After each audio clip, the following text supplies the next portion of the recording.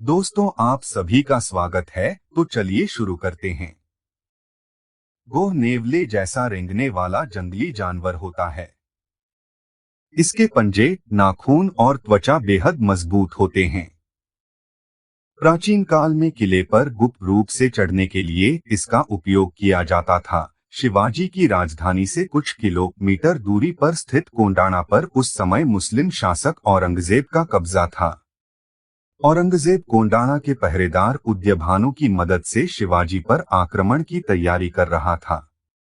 शिवाजी को इस षड्यंत्र की जानकारी थी। महाराज शिवाजी के निकटतम सहयोगी तानाजी मालुसरे ने कोंडाणा पर कब्जा करने तथा केवल 8 दिन में स्वराज्य स्थापना की प्रतिज्ञा की। अपने एक साथी को बहुरूपिये के रूप में तथा स्वयं उसके सहयोगी बनकर वेश बदलकर किले में प्रवेश किया तथा उसकी सुरक्षा व्यवस्था का जायजा लिया।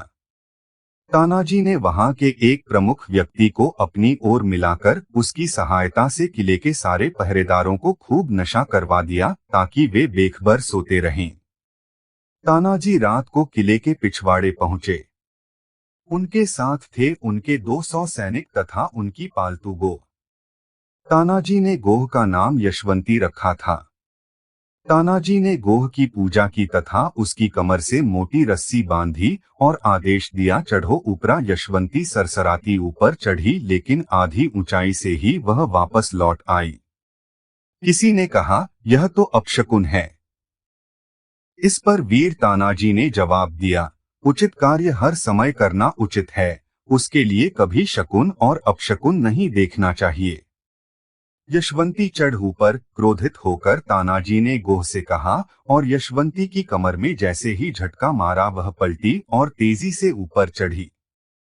दीवार के ऊपरी सिरे पर गोह ने अपने नाखून गड़ा दिए। बार बार खींचने पर भी वह नहीं हिल रही थी। विश्वस्त होकर कीले ठोंककर अन्य रस्से लटकाए। तानाजी चढ़े और आवश्यक स्थानों पर वानरों की भांति सारी सेना ऊपर चढ़कर शस्त्र संभाल चुकी थी। फौज पर पिल पड़े।